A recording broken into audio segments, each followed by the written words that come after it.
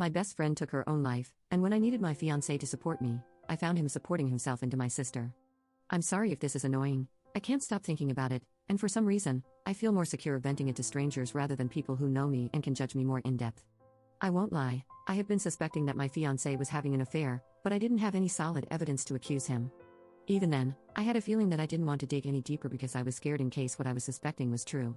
12 days ago, I came home from visiting my mom's, and I headed upstairs to wake my fiancé, as he had a habit of sleeping in way past 2 p.m. and then complaining that I didn't wake him.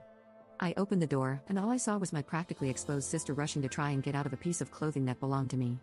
I don't know how to explain it, but my mind just went blank, like whatever I was thinking about beforehand suddenly disappeared. You know when you stand up too fast, and your head just gets a little dizzy? That's what I felt, alongside the feeling of sickness brewing in my stomach. All I could do was stand there, looking at the two people I trusted most, and they looked more shocked than I felt. My fiancé jumped out of bed and suddenly came up with excuses. It was an accident, I was lonely and needed relief, etc. I guess this is where I should note my best friend took her own life 2 weeks ago.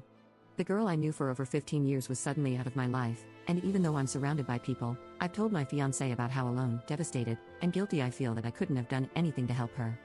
I just left. I didn't take my car because, at that point, my eyes were about to start flooding. I walked to a friend's place and confided in her about what happened. The amount of grief I felt from not only losing my best friend, but also losing my relationships with my fiancé and sister within the same 2-week period is overwhelming. Now that I'm sitting down to write this, I don't know if any of these relationships will ever be mended or could ever go back to the way they were. I don't understand why my sister, of all people, would do this. There was never any favoritism toward any of us for her to feel spite. I have never intentionally tried to hurt her. I gave her shelter when she had no place to go, and despite her not paying a single penny, I bought her food that she liked. I even made sacrifices in my own home for her. She kept ranting about how our living room's white walls gave her a headache, so I took time out of my day to paint them a nice gray color. My fiancé too, I gave that man everything. I was willing to have kids with him despite always wanting to be child-free. I was going to start a family just to make him happy. I provided him comfort whenever something bad happened, spent hours watching unfunny movies that he seemed to find hilarious, and I even gave him a locket with our anniversary photo in it. These last few days, I've gone from sadness to being angry, then disgusted, and it's a constant cycle I haven't been able to get out of. There are moments when I go to do something but automatically lose interest. Even during dinner, I don't know how to explain it properly as I've never felt this way, but I'm bored of eating. I have to physically force myself to eat something, and I have no idea what's going on in my body at this very moment. For some reason, it feels as if I've gone into hibernation. I sleep almost 17 hours a day now, and even for the rest of those hours, I'm still tired and force myself to stay awake. Both of them asked to meet up on Wednesday. My sister's exact message was, "Hey, I know you probably don't want to hear from me right now, but can you meet me in fiancé's name? We want to talk, and we want you to properly hear us out. The situation you found us in was not the most ideal situation to put you in a good headspace to talk about it right there and then. Please let us explain. I love you, and you're my sister, and I don't want to lose you, please. I think it's too late. It was too late from whenever this affair started or even when you started getting desires for my fiancé. I miss my sister, but according to what I saw, the sister I miss and whoever my sister is now are not the same person. I haven't talked to anyone yet except the one friend I'm currently staying with at the moment. I'm scared I'll be seen as a failure of a future wife, but now I don't even think I want to be a wife anymore. I guess I'd rather share with strangers than people who know me personally. I apologize again." Update 1. Hi everyone, it's been a year and a month since I last posted, and I honestly forgot about this account until the friend I was staying with, let's just call her Alice, sent me a TikTok where one of those AI voices reads a Reddit post, and you'd never guess whose post it was reading. Mine, lol. I wanted to log back in to thank the people who showed me more kindness than the people I was supposed to trust and also the people who seemed interested in my life. I can't blame them. When I read something with some drama, I also become invested. So, I'll start with myself. I got into therapy and began taking care of myself, focusing solely on my well-being. When I entered my relationship with my ex, I hadn't noticed how much time I spent taking care of him, neglecting myself and my needs.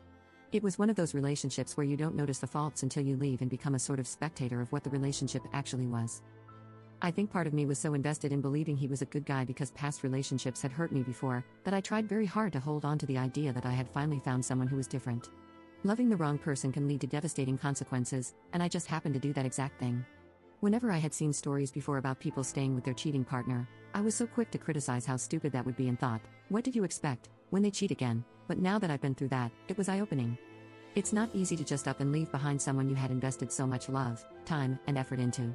Yes, you can lose all love for that person in seconds, but you never lose the feeling of the love you felt before, if that makes sense. After I found out, I did want to try and work it out for many reasons, but through the help of my therapist, she helped me realize that I wanted to stay because after I lost my best friend, he was the only thing that felt familiar in the moment. Everyone is growing up and moving away in my life, and I was in a position where I felt so alone, but to expect people not to change is to not allow growth. They moved out of my house, and I moved back in. I won't lie, it was lonely. I was so used to other voices in my home that it felt empty, but an empty room is open to hundreds of ideas, in my opinion. I redecorated with the help of friends and some family. Even though I had lost 2 people thanks to them, I was able to make memories that I'll cherish. I won't try to cover up that before I got therapy, I was indeed a wreck. I was just so tired of disappointment from my ex that the cheating was the final blow that knocked me back into reality. My sister's betrayal hurt way worse because we share the same parents, we used to share bunk beds, and without my knowledge, we shared the same partner. But I owe them thanks for allowing me to remove people who clearly had no good intentions. I will always love my sister, even though I don't want to. But sometimes there are strings attached to people that just can't be cut, and she is one of them. I'll never welcome her into my home again, but I'll answer the phone if she's at her lowest. Even though she was a snake in my garden, it doesn't mean she's not my sister. She did try to call a couple of weeks after she had moved out, and at first, I was angry at her. I honestly just wanted to hit her with everything I had, but when I answered and heard her voice, I just felt sorry for her. Everyone in my family knew how terrible she was, and just for some pleasure, she ruined the last relationship that was trying to help her. I just think she's a very self-destructive person who will never learn. They were constantly staying at different friends' houses because they couldn't afford to rent anywhere. My sister is apparently cheating on my ex with random people, and none of them can hold down a job. I would say karma, but it's just sad. My ex traded someone who became a pushover for him, someone who gave him everything she could, for someone who couldn't give a damn about him. I wish them well. I deserve better than that, and I just hope that one day they grow up and become better people than who they are right now. My family no longer talks to my sister, so she's on her own. Some things I hear about her remind me of just a confused child. However, I did see her on New Year's Eve. My friends and I went clubbing, because why not, and we unintentionally ran into her.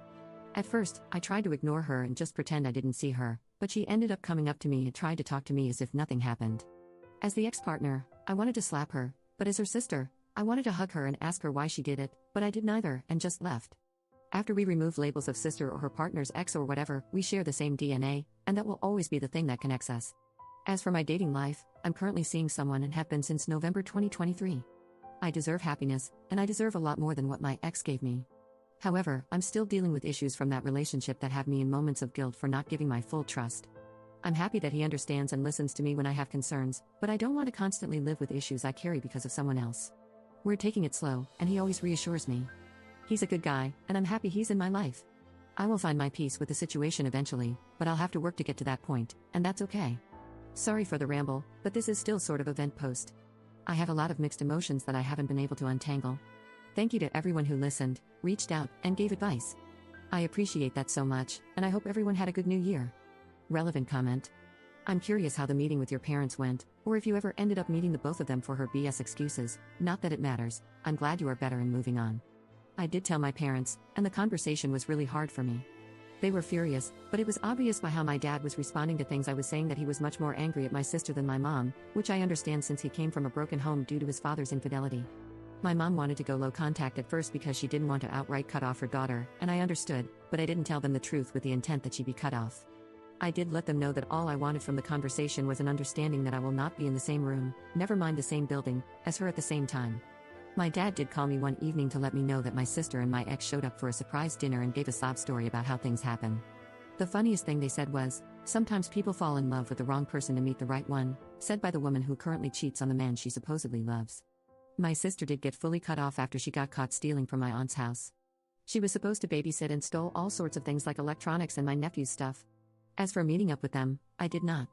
I decided that at the time, it would not help me at all to meet up with them, and I'm just assuming they wanted to try and clear their guilty conscience. I do get occasional messages from random accounts on social media from them, but I've chosen to ignore them and stop focusing on something I know will only hurt me in the future.